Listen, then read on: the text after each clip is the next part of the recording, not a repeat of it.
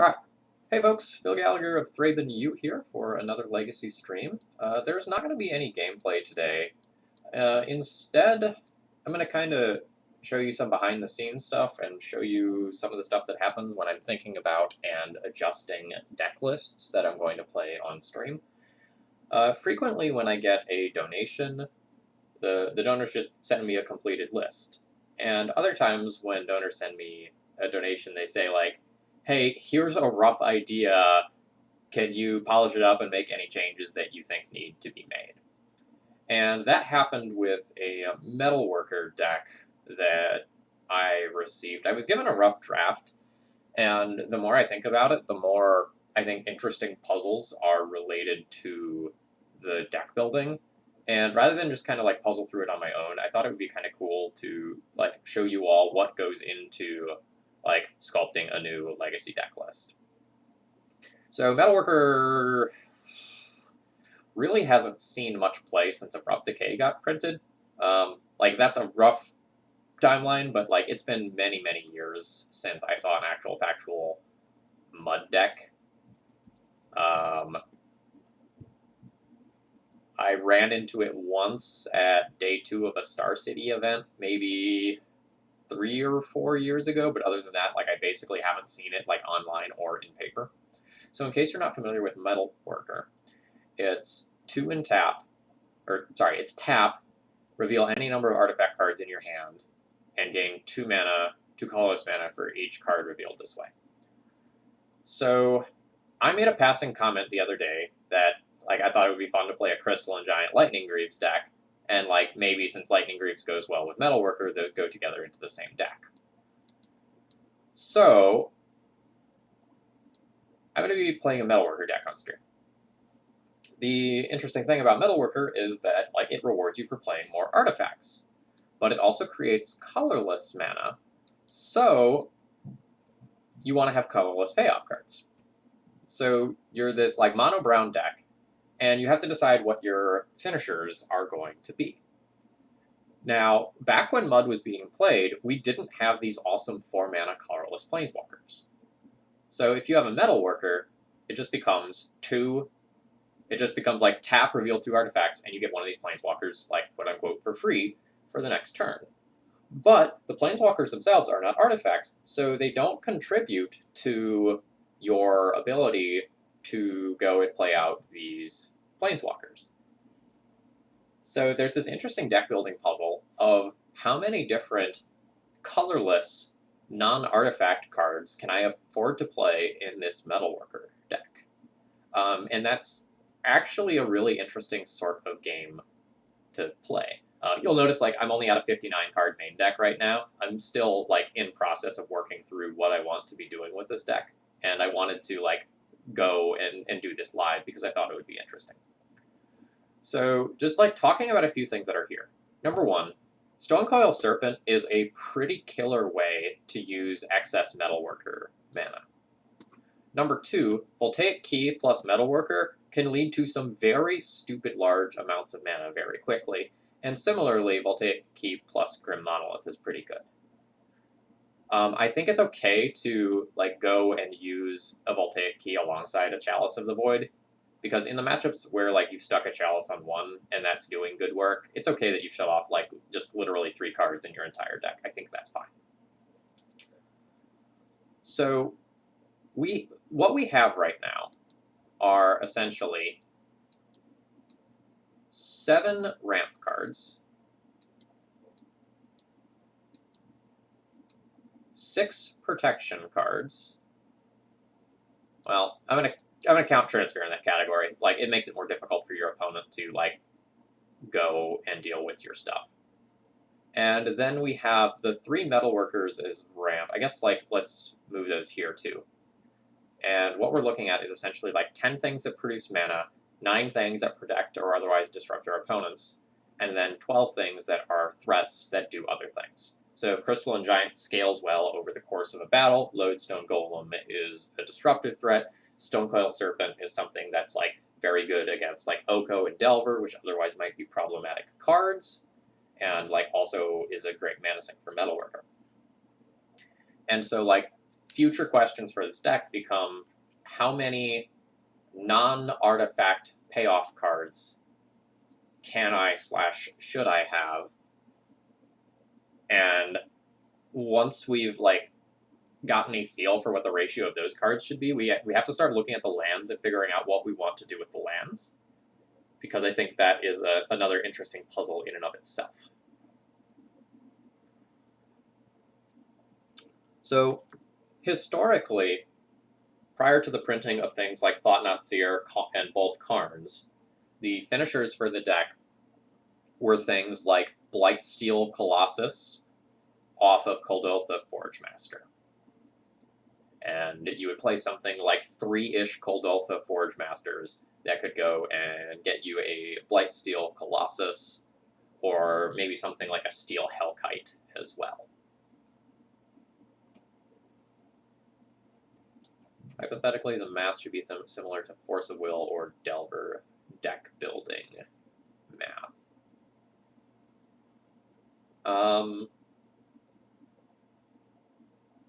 Yeah, I can kind of see where you're coming from.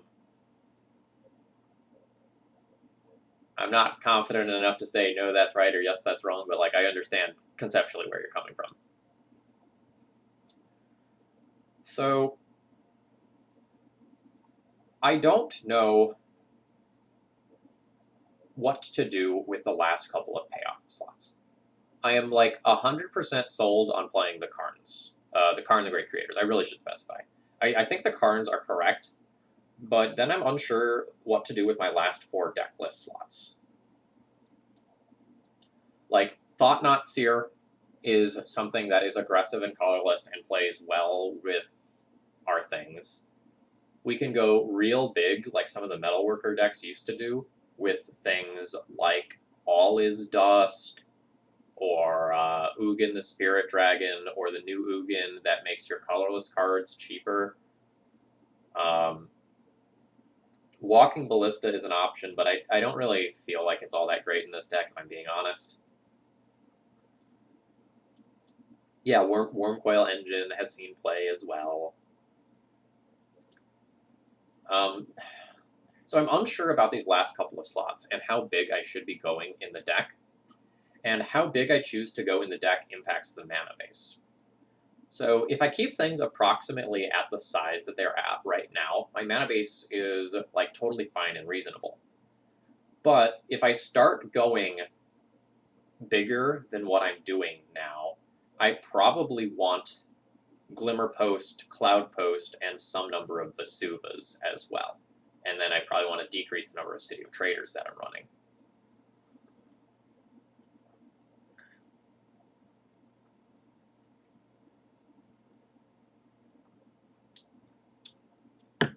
So the puzzle here is, like, at what speed should this deck be running?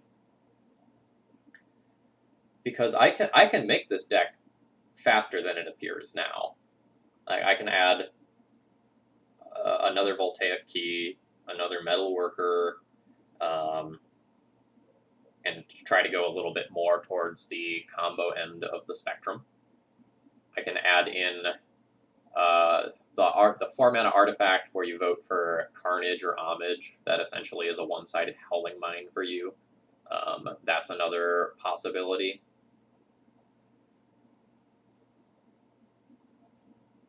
I'm a little bit unsure.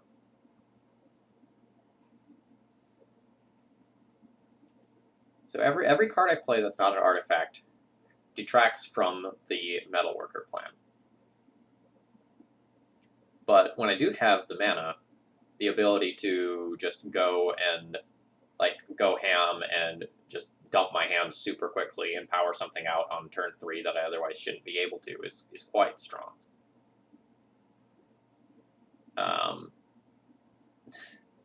A difficulty here is that a lot of the mud deck lists that you're going to see online are going to be from like 2015 or 2016, so there really aren't too many like recent parallels for this deck list at all.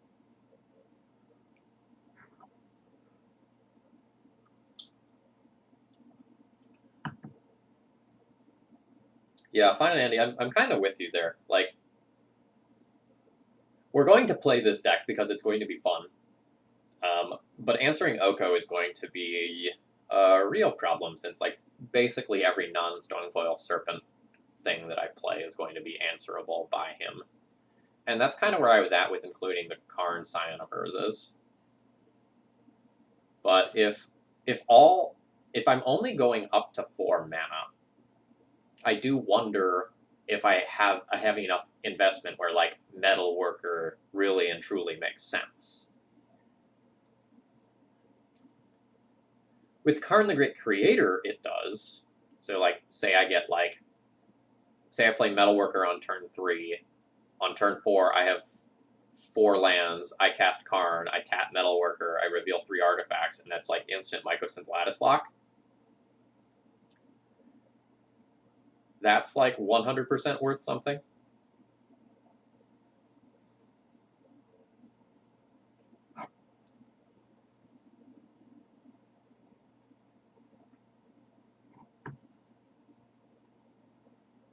So it may be that I should just go, like, ever so slightly bigger than what I have here.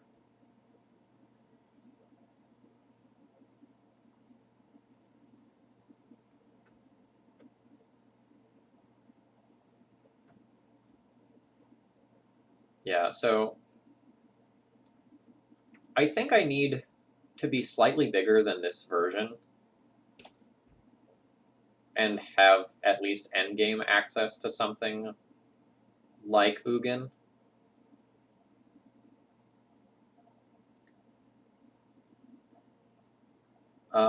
So Mayor, I have a Staff of Domination in the sideboard so that I can get it with Karn in infinite combo that way.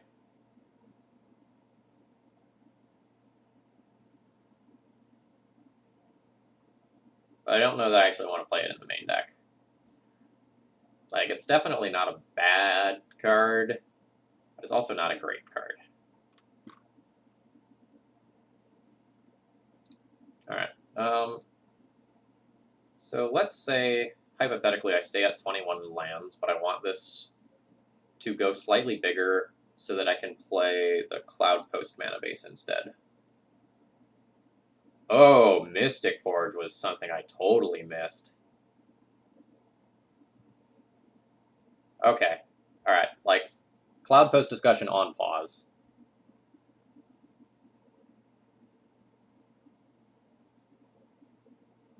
Four Crystal and Giant in the deck list is required.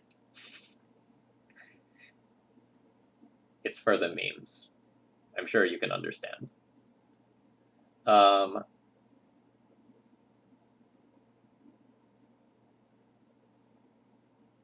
So this isn't going to be the best Mystic Forge deck ever in a lot of circumstances, but it's definitely going to be worth playing 1 or 2 of them, like, for sure, for sure. So the issue is, like, that we're going to be playing things like Trinisphere alongside Mystic Forge, so it's not like playing like Bomberman or Zerta, where you can just, like, absolutely vomit your hand. Mystic Forge is going to be more like slow selection and slow card draw. So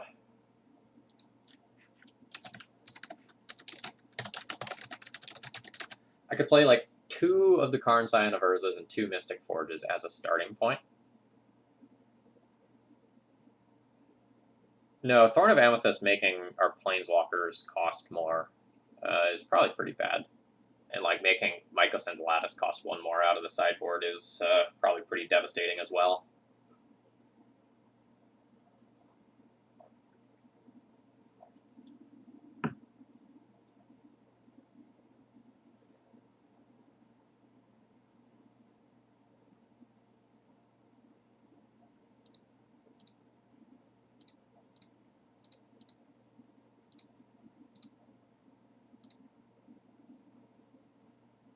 So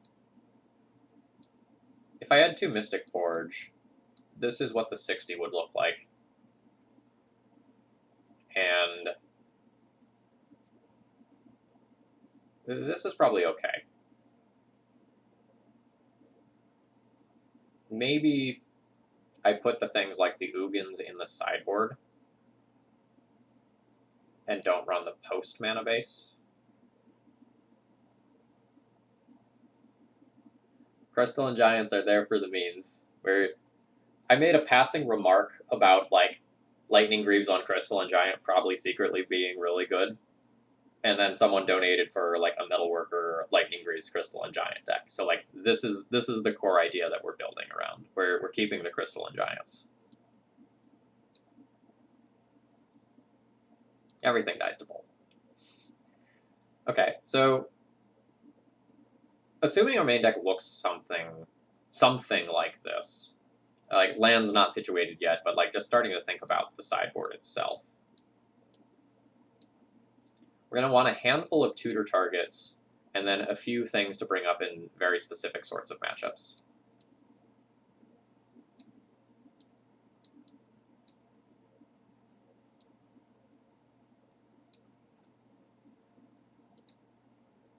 Yeah, Crystalline Giant has bailed me out of a couple of really weird legacy situations.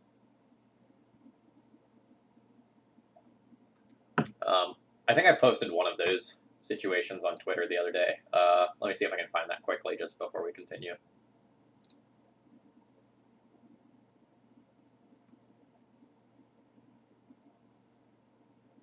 Yeah, here's one of them.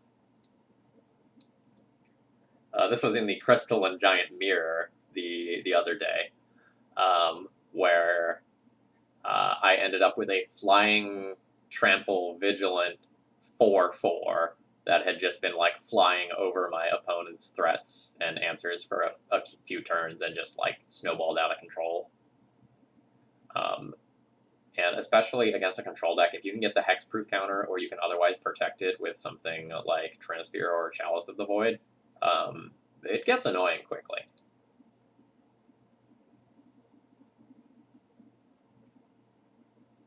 Another interesting proposal. What if our Citadels were Seat of the Synod for Urza? It could also let us turn off 3-ball when it's more detrimental to us than helpful.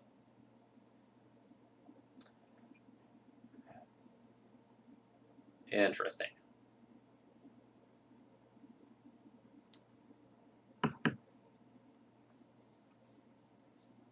I think Urza, and to a lesser extent Emery, are really powerful cards. But like, if I want to really play a Metalworker deck, and a deck that can take the most advantage of Metalworker, I want almost all of my cards that I play to be artifacts. And we were already kind of on the fence about running 6 Karns, right? Like, we were already kind of on the fence about whether or not it was okay to have 6 cards that weren't artifacts. So, similarly, if I start putting Urzas in the deck, if I start putting Emerys in the deck, the Metalworkers end up becoming much weaker.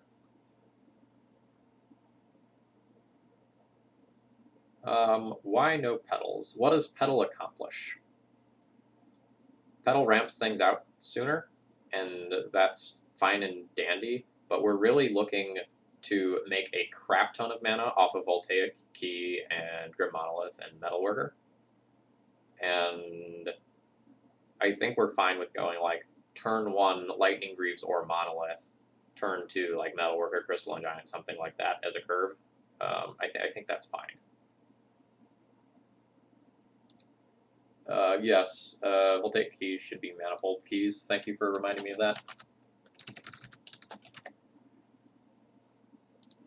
Mox Opal was in here initially, but I'm not sure that it does enough. I'm not sure that we consistently enable early Metalcraft to the point where it's actually a mana accelerator. And so I think a lot of times we end up like turning on Mox Opal on like turn 3, at which point it doesn't really seem great.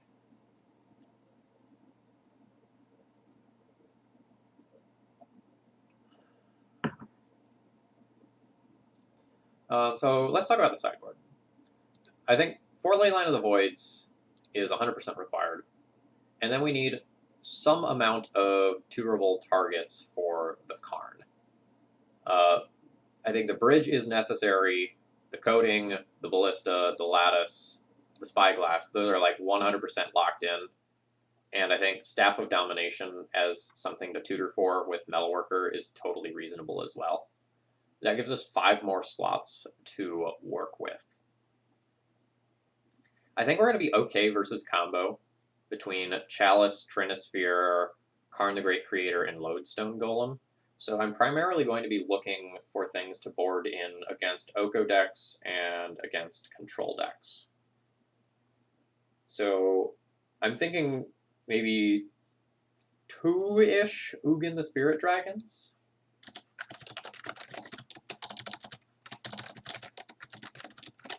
As something that can just like exile colored permanents as the game goes really long and we've fallen behind.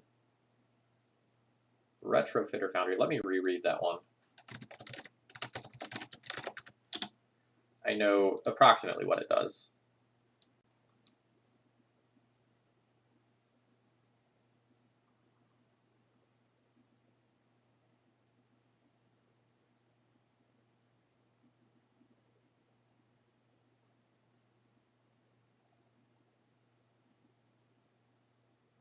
This is fine if I'm making a lot of Metalworker mana.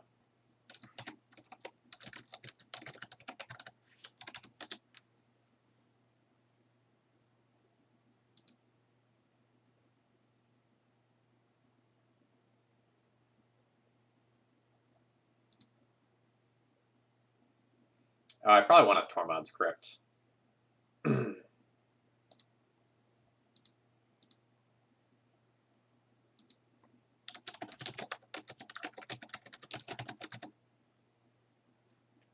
1, 2, 3, 4, 5, 6, 7, 8, 9, 10, 11, 12, 13.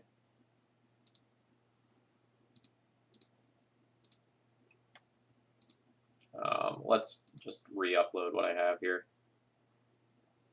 Ugin, is there a comma? Ugin, comma, of the Spirit Dragon.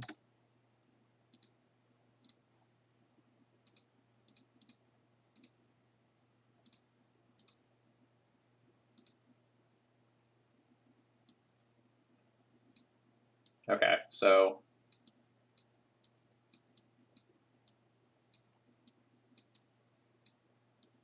I probably want more answers to Oko, but this is a rough idea. If I add the Tormod's Crypt, that gives me 7 different tutor targets of varying natures for Oko.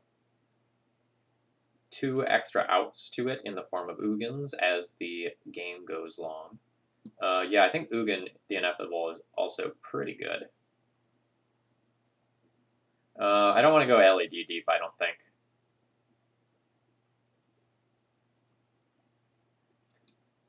I think it ends up looking like this.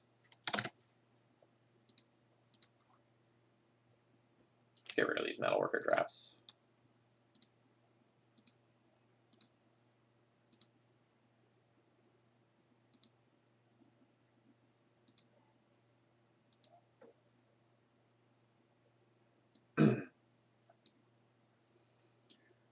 So I think I'm supposed to do something like play 3 Sorceress Spyglass,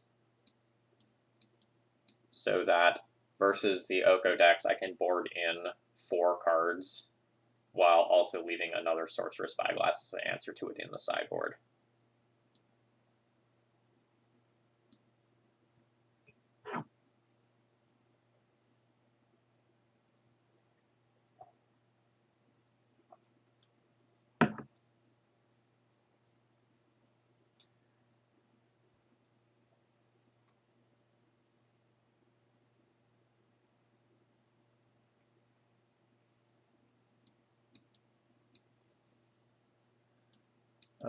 I am admittedly a little soft to my own ensnaring bridge in some cases, but this is not really a deck where I hope to be getting ensnaring bridge most of the time unless things have gone terribly wrong. And I think I can also hide behind ensnaring bridge until I have like Crystalline Giants with a whole bunch of keyword abilities or a large enough board that I can just like let my hand size grow and then start attacking. Like, I think that's going to be okay.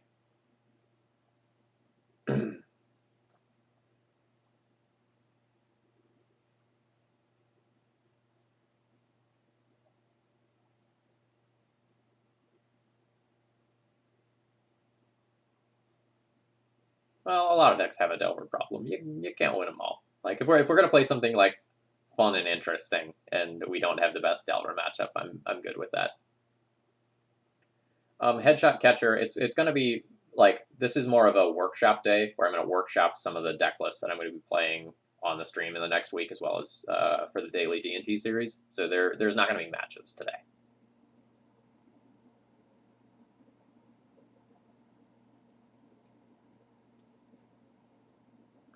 All right, so let's look at the mana base again now. Like, assuming that we end up playing something that approximates this,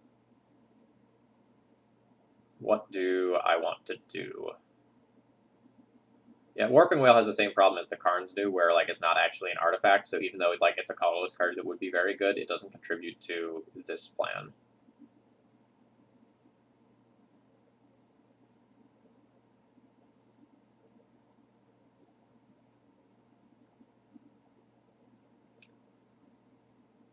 So the Darksteel Citadels are artifact lands. So specifically, those are there because they work with Metalworker. I think Inventor's Fair as a one of is pretty good. It's some small life gain plus tutoring. Buried Ruin lets us get our threats back. That's not bad.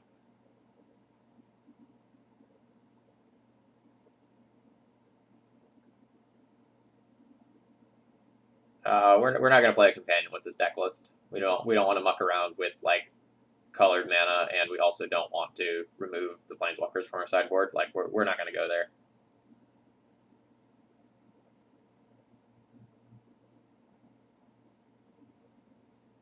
So the City of Traders are actually kind of interesting, as are the Wastelands.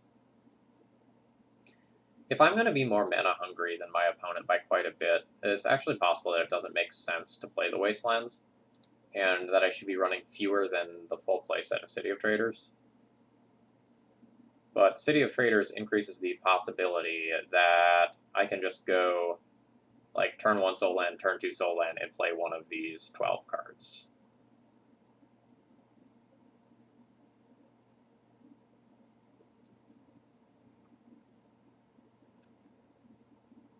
I could like ship the Wasteland plan to do something like +4 cloud posts and add a couple of glimmer posts as well over some number of like City of Traders and Inventors Fair, and that's totally reasonable. I found Wasteland Crucible very underwhelming in Modern Legacy. I just don't think that's good enough anymore.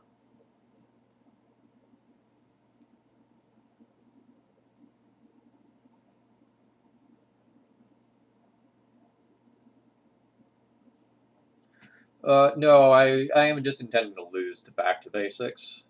That's fine.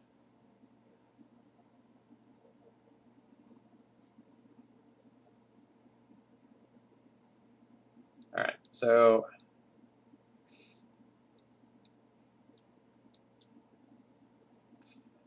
I want to run at least 8 post-related lands if I'm going to go the post plan, and 10 is really better. So if I go the post plan, it makes a lot of sense to cut the City of Traders. It will decrease the number of turn 2 4-drops I have, but probably increase the number of turn 3 4-drops that I have by quite an amount.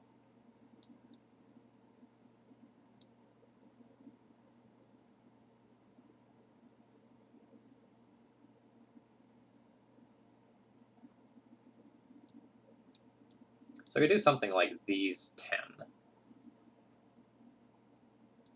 So go -4 Wasteland, -2 Buried Ruin, -4 City of Traders.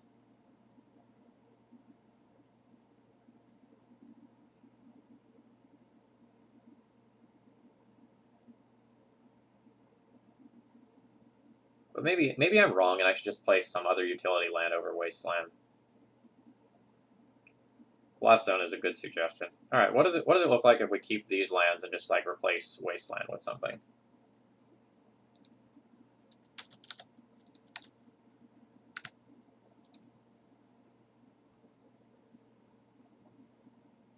So like there's Blast Shop, Mishra's Factory, Blinkmoth Nexus.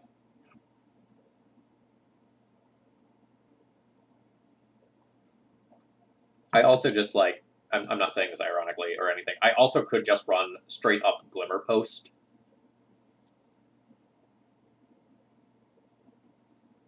And mise a couple of life points over the course of a game.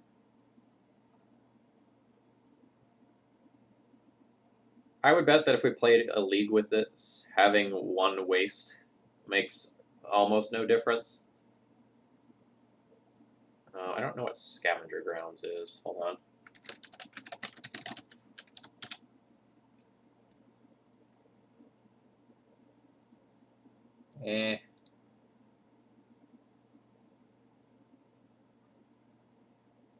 That's interesting.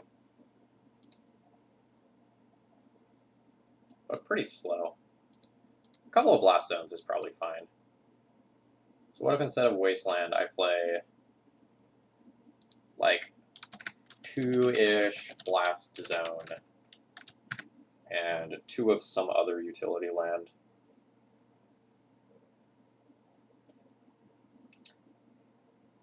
There's the Monarch land.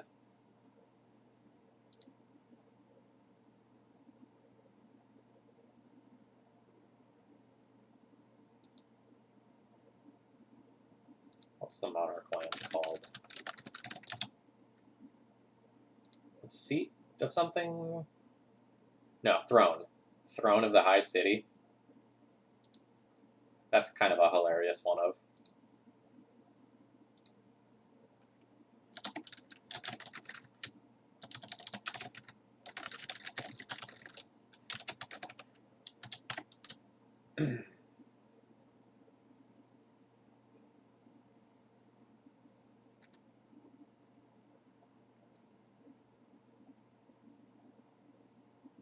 And then there is also the colorless land that you can just like use to draw cards. It's Seagate Wreckage.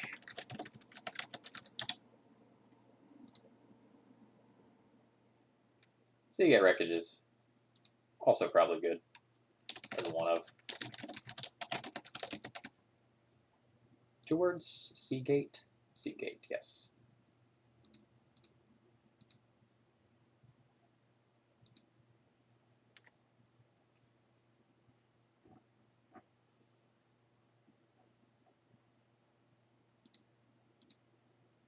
All right, let's see what that looks like on screen.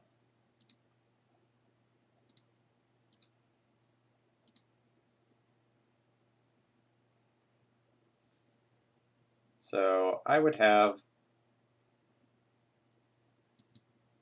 2 lands that can remove stuff, 4 lands that can bring artifacts back, 4 indestructible lands that I can also reveal to Metalworker, a couple of different situational utility lands.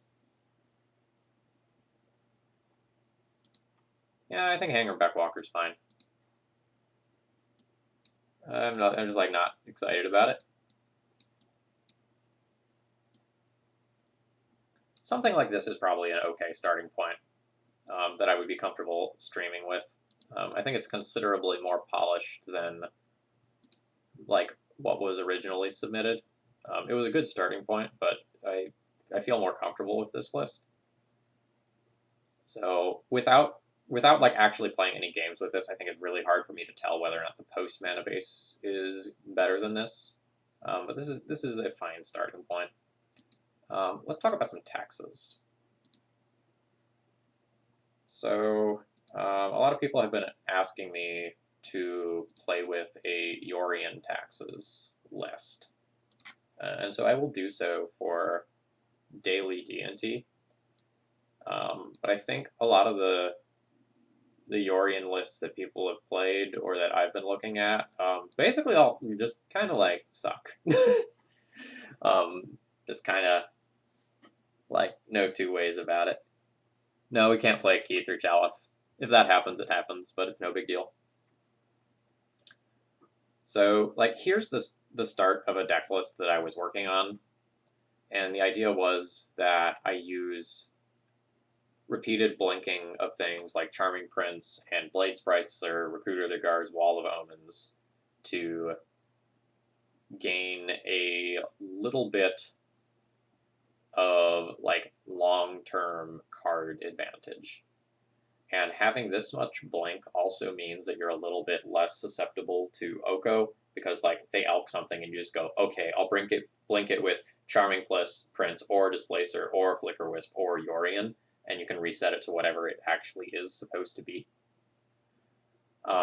There's some interesting deck building things that go on when considering deck lists like these. Maybe we'll play some Monster Train when I'm done workshopping D&T. But there's this problem in constructing a lot of these deck lists in that you really want to have blink targets. So if you want to treat Flicker Wisp as a 3-mana, like I'm going to play this and draw a card effectively off of it, you need things at CMC 1 or 2 to blink so that you can curve into that. So, like, is a Yorian D&T deck supposed to play something like Astrolabe, where like you go and you have more blink targets to make your Yorian and your Flicker Wisps more juicy? But there's some problems with this in that, like, if you play Astrolabe, your Thalias are worse. If you play Astrolabe, it's not actually blinkable by Charming Prince and Eldrazi Displacer.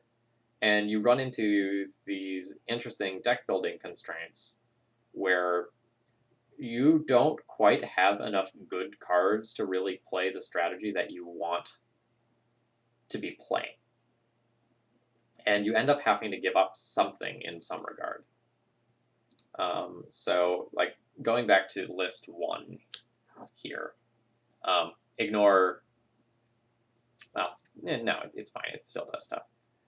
So, like, if we look at this deck list, I'm kind of a little soft to certain things, and I think that's going to be true of a lot of these deck lists. So against a creature deck where like I have a ton of removal for the early game, I can make it to the late game and get it so that I can get an engine churning. And that's probably fine. But with an 80-card list, I'm less likely to go and have things in my opener like Thalia or Sanctum Prelate that are central to any given matchup. And then if you look at this list, in order to fit in more early blink targets, I just kind of said, like, hey, if I'm playing this deck, I just give up combo game 1, and like I'm not going to play Thalias in the main deck just so I can fit in more things that are targets for blink and have a better end game. Resto is like totally worthy of consideration in this shell, but I'm not 100% sure that it's actually correct.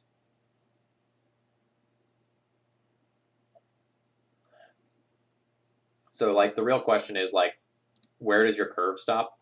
In one of these lists that I put together, I put Thought-Knot Seers in it because like I was already wanting to play Eldrazi Temple for Eldrazi Displacer reasons. But then I realized that like the colorless requirement of Thought-Knot Seer is actually going to be harder than I thought if I'm playing like some absurd number of basic lands. Like assuming I scale up the number of lands to like somewhere in the 30 to 32 range, it's pretty, not pretty unlikely, but it's somewhat unlikely that I can consistently turn 3 or turn 4 a Thought-Knot Seer unless I play more colorless lands. And there's a question like, do I actually want to be playing more colorless lands? That's unclear to me. Like, I don't think I'm supposed to waste land as mana hungry as this deck probably is going to be. Like, I think you end up like giving up a lot of the mana disruption plan if you're gonna like try to play this end game attrition value grinding deck instead. Tabitha, thank you very much for your continued support.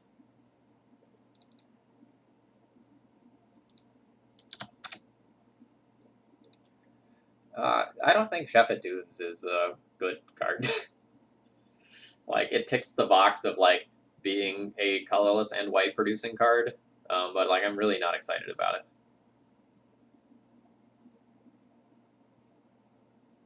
I don't think you can play Containment Priest if you're going to be playing, like, Yorion and, like, realistically wanting to blink things, especially if we consider, like, Ephemerate as a card that's going to potentially see main deck or sideboard play in this deck, too.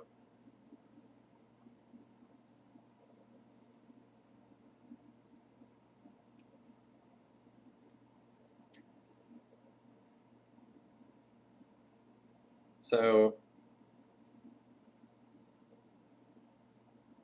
just as another side note, I do think that if we're gonna like try to go this big with card advantage and such, and we're gonna decrease the consistency of our deck, I think Vial does become better than something like Chromox and Lotus Petal in this specific version of the deck list.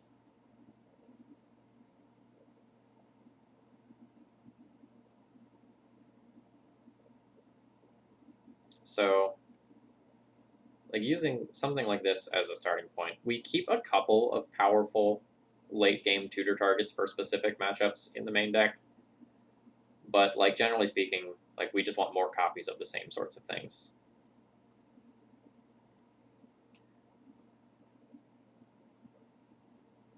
Best Friend Tabitha, sure, but I think that ends up being a totally different deck, right? Like the goal here is to try to build a Yorion deck and like take advantage of the blink effects. And Heliod, I don't think like really works towards that. Heliod works towards like randomly trying to combo your opponent out or giving lifelink to creatures. And I don't think we super care about giving lifelink to creatures. And with a one of Walking Ballista being all that there is right now to combo with that, like I think we're good.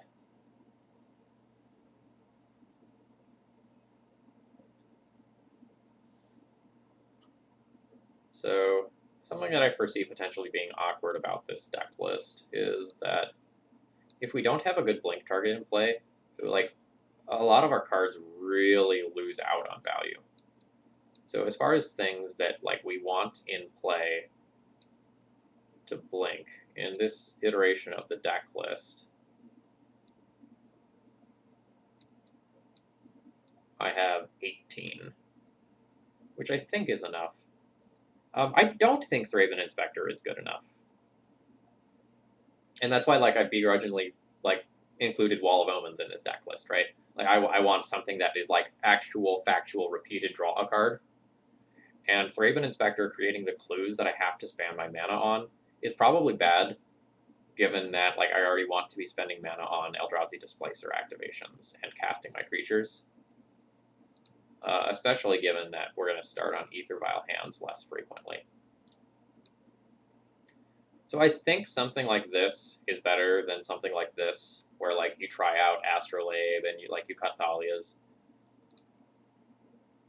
But the question of whether or not you go like a little bit bigger than this to include something like Restoration Angel, because Restoration Angel Yorion shenanigans are pretty adorable.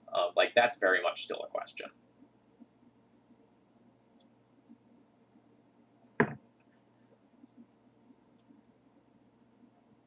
But I really, really, really want to leave Vials at 3 and 2 in this matchup, and having something like a Restoration Angel would make me more inclined to tick up the Vial more, which I don't want to do.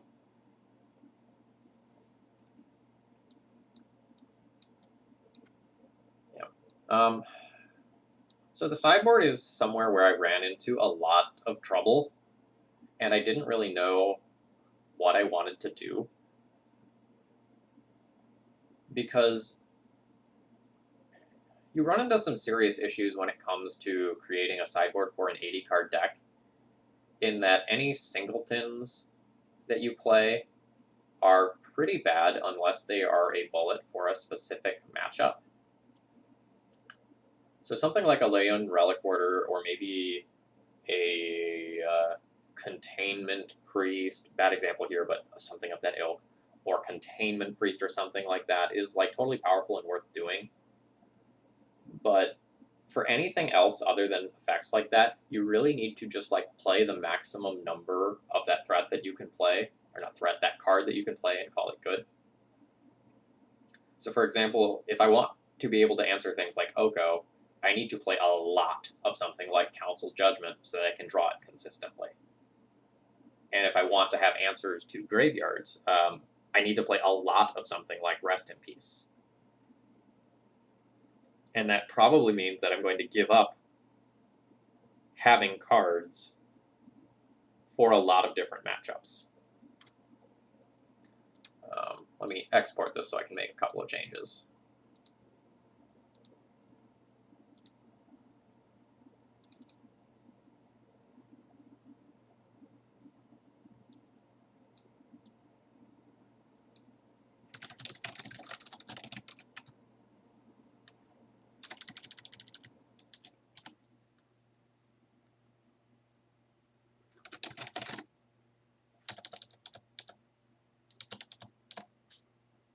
Actually, I guess I own a lot of these, so I could actually just like make the changes.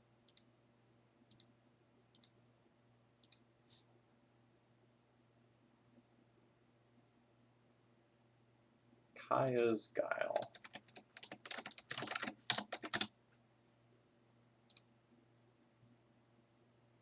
That's another color.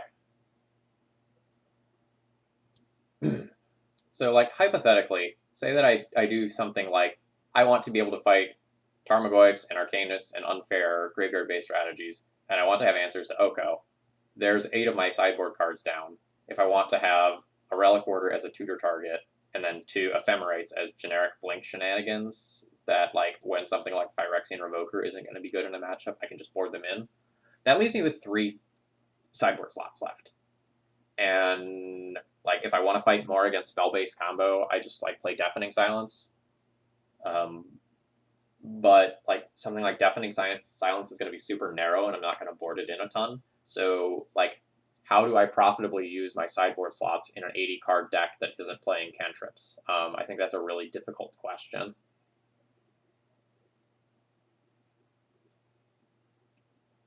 Yeah, like a Canonist totally could be in there as a tutor target for Storm matchups, where it would be better than Thalia. That's fine. Hey, you think we should play Spirited Labyrinth in our Yori and Draw Cards deck? Probably not. But like with 2 sideboard slots left, it's tricky to figure out what to do with the remaining slots. It could just be that I'm supposed to do something like board in a Recruiter,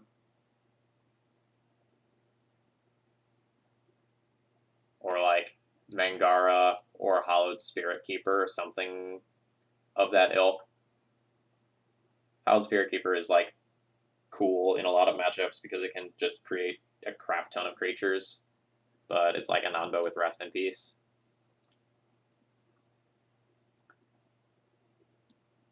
It may just be like something like this looks pretty good.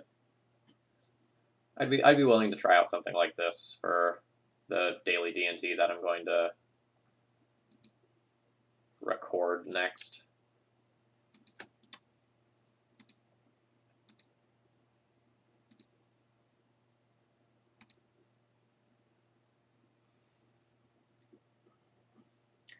I don't know. I don't know if the Ephemerate is good enough, but I have a feeling it is.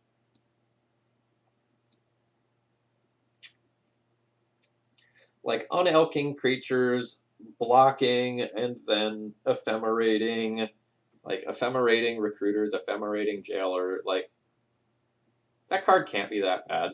And there's gonna be a decent amount of time where like I'm gonna want to board out a bunch of this stuff, and I'm not gonna have that many cards to bring in. So I want to have something that is like generically going to be okay. And I think Ephemerate is one of them. So like say I play a Hate Bear and my opponent targets it, I just go like, nope, and it's like immediately back in play. That's powerful.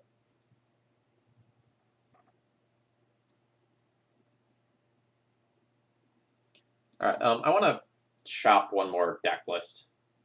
It specifically has a problem that I need to fix with it, and I haven't decided how to fix that yet. So, I have a pending donation for a stream using a Death and Taxes list that looks approximately like this. You all will see a stream, or not a stream, daily D&T this week with a deck that looks very similar to this, except like Brimaz is there over Mirran Crusader. So the question is, what does this card do against control decks? So an issue that I had with the League was that I was like always terrified of Oko. And so I switched Brimaz to Mirran Crusader to help with that. And the issue is that if you want to play this Wasteland, Ghost Quarter, and Cavernous Souls deck, it becomes almost impossible to cast white-white cards. So herein is kind of my problem. And like maybe Relic Warder is a problem too, but like we'll talk about that. I need to have some amount of answers to Ensnaring Bridge in the sideboard, otherwise like I literally cannot beat that card. So I need at least one out to an Ensnaring Bridge. I also need some things that are good against control. But the issue is that a lot of the things that are good against control are things like Council's Judgment, Gideon, Elspeth, Cataclysm, that are white-white.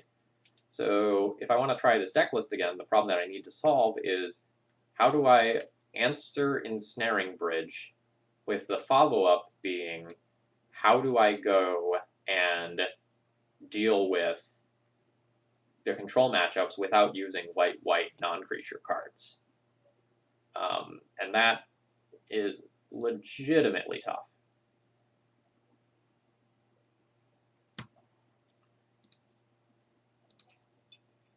And I didn't come to terms with that the last time that I took a look at this deck list, which was a couple days ago.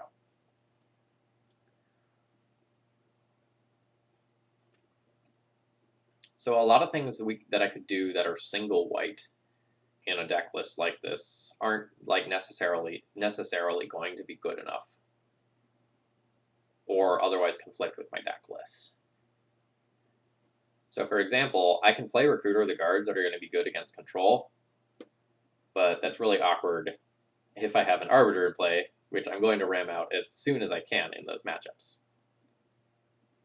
And a lot of other things that would help deal with control are not great versus Oko.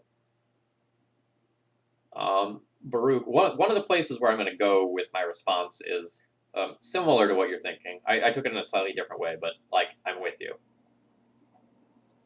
So because so many of the things that are like going to be good against control are white-white, what I started thinking was, is there anything that's like an enchantment that I could put on Mirran Crusader? Because if most of the control decks are going to be these like blue-green X control decks that like really are going to struggle with Mirran Crusader, is there a way that I can just like pump Mirran Crusader and just like make it so that it gets my opponent dead as quickly as possible?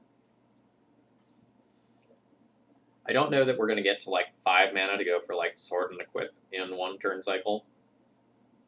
And a lot of the other things that I came up with were things like Angelic Destiny, where like I try to put that on a Mirran Crusader, give it +4/+4, and two-shot my opponent in that capacity. But that still runs into the problem of it is a white-white non-creature thing. And I end up in a pretty similar spot to where I was before. And a lot of these things also don't solve the Ensnaring Bridge problem. Yeah, but Jitte is not great versus an Oko deck, right? Like, Jitte works towards the Mirran Crusader plan and is colorless, but, like, you play Jitte, attack with it once, and then your opponent goes like, it's an elk, and you're like, oh, I'm sad again. We're going to Seal of Cleansing. Don't own Seal of Cleansing. That probably gets 2 of the sideboard slots.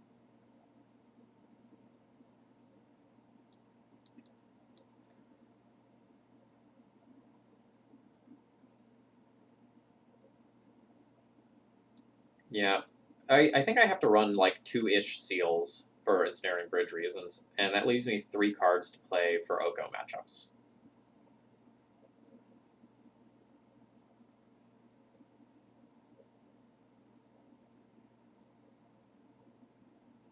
And I don't know what those are supposed to be.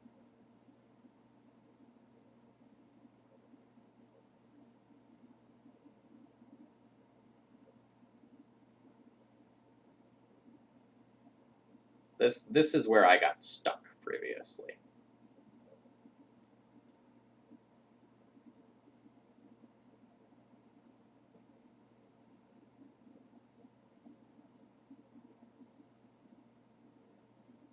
Armored Ascension, is that the thing? Is that like the 4-mana one that gives +1/+1 for each planes that you control? I think it is.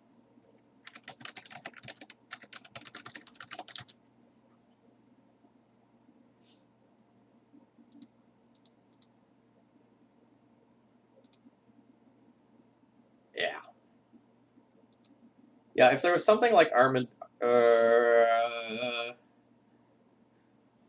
what about...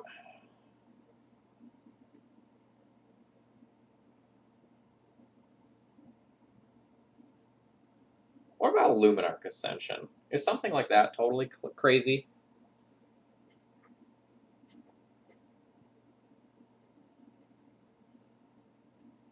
It makes 4/4s.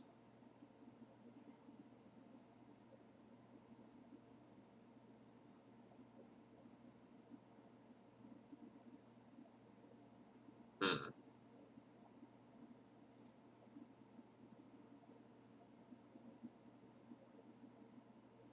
I don't know. A lot of the Oko decks have like Ice Fangs or Baleful Strix and Snapcasters, and like the Elks as well can potentially turn the corner. But like assuming it gets on, it's pretty gross. Although, like again, looking at the number of true white sources I have, I don't know that I can poop out more than 1 Angel a turn. Yeah, and that was close to the right idea. Where's my white Bitter Blossom? It would be a flavor fail, but that's kind of what I am looking for, is something of that ilk.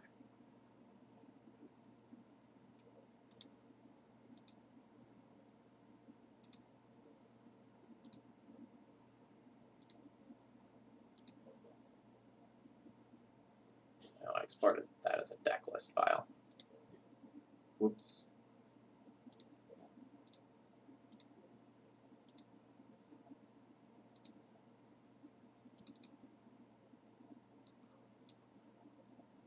So we cut the Council's Judgment, which was really hard to cast, and we cut the Relic Order for 2 Seal of Cleansing. Lavabring Venturer is a fine card in an Ancient Tomb shell, but when the format is full of Oko plus like Ice Fang Coatls that are like hitting from different CMCs, it's not the best. Like that, Lavabring Venturer is like a card that is the correct power level for Legacy, but like it is not the time for it.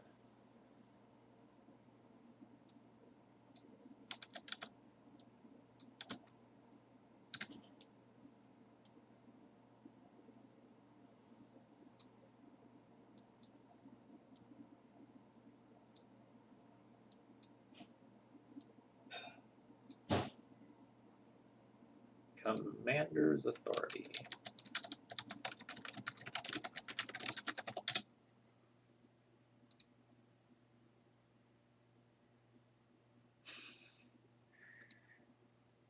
Almost. Almost.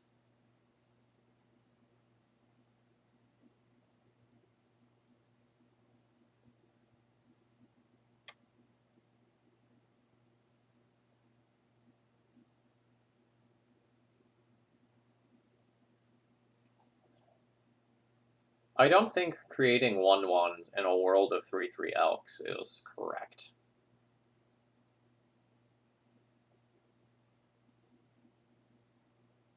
It may just be that I am supposed to play some equipment to put on these Mirran Crusaders, and like that's just as good as it gets for me.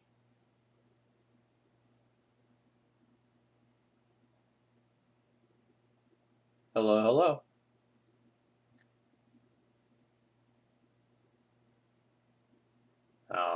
Armageddon is something that was in the sideboard previously.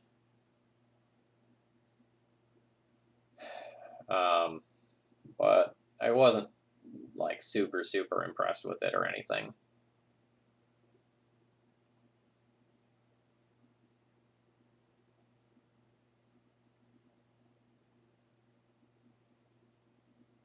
Like maybe, yeah, and that's going right back to where we started, right? Where like Oko is such a huge warping problem for any deck that is trying to play fair, that like you just like can't play reasonable cards.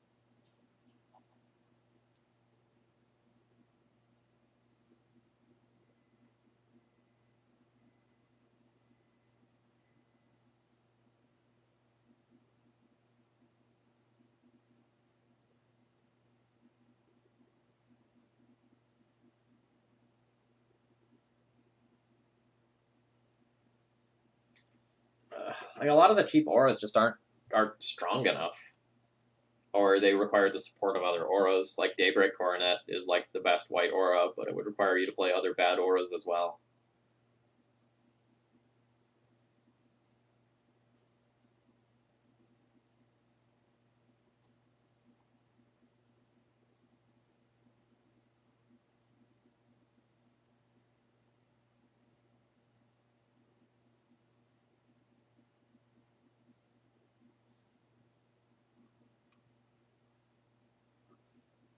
So like since I'm having so much trouble answering this question, like ultimately the answer probably is like I should just like probably not play this deck, but you know,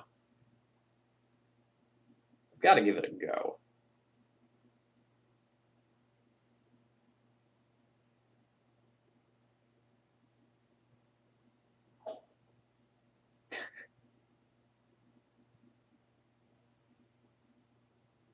So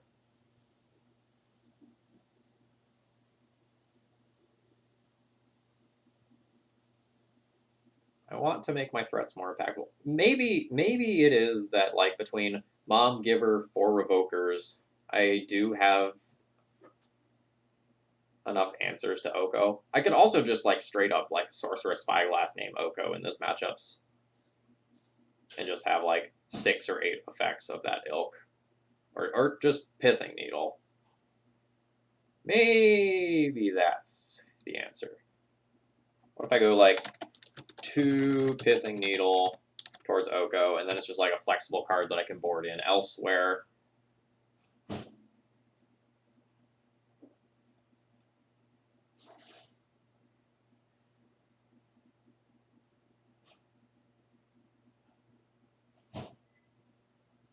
And I actually, given that Gyruda is starting to pop off, instead of Containment Priest, I think I want Grafdigger's Cages. Let's see how this looks.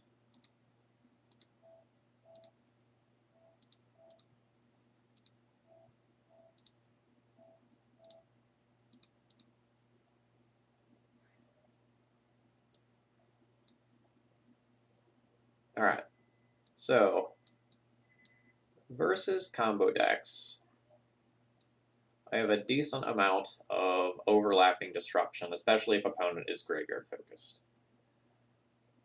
Versus fair decks, I have things like Rest in Peace, Pithing Needle, Seal of Cleansing that I can bring in.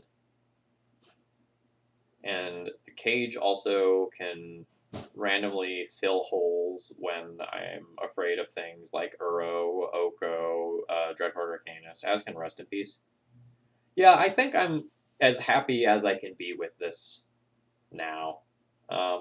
Still, like, not 100% sold on this, but this is probably a bit closer to being a playable deck list. All right, so let's junk that. That deck list can stay around. That one can go. We're done with that. just for funsies. This is something that I'm going to record with later. Um, but Goblin Lackey came up with a pretty sweet idea of trying out a Winota joiner of forces, uh, like quote unquote quote death and taxes list, and the two of us did a little bit of back and forth to come up with this deck list. So this is another thing that I'll record with for the daily death and taxes series. That should be a lot of fun. This deck list is almost certainly going to fall on the side of like this is too cute and silly, but it should be a lot of fun. So that'll be some YouTube content later. And we have played that deck list. That went pretty well. I think DJ Isma ended up top 8ing or like going X2 in some other event with a similar but slightly different version of that deck list. So that's pretty cool. All right, so I hope that was useful and interesting to some of you, and the feedback was very much appreciated. But this is the sort of thing that I do a lot, kind of like talking to myself, figuring out like how I want to adjust these deck lists, and like there's still questions that can only be answered by playing, but spending a little bit of time doing some theory before your matches can solve a lot of problems. So like just kind of running through things again, like we still really don't know whether or not the City of Traders are going to be better than the Cloud Posts, but we're trying this build, hoping that accelerating out these 3 or 4 drops faster is just going to be great. With the Yorian Taxes deck that we looked at, there's still a question of like, do we have enough blink targets? How is our sideboard? Do we have enough things in the sideboard that are going to be like good and flexible to board in? Like, are these Eldrazi temples going to pull enough weight when like Eldrazi Displacer activations are the only thing that they're going to be doing? Like there's still very much questions here. And with the white Death and Taxes list that we were ending with here, it's still a little bit unclear whether or not like we're actually doing enough sideboard stuff to like actually matter, and like whether or not we're actually going to be able to fight back against some of the decks that I want to fight back against. So that's all I have for you today in terms of Magic content. I hope you enjoyed that.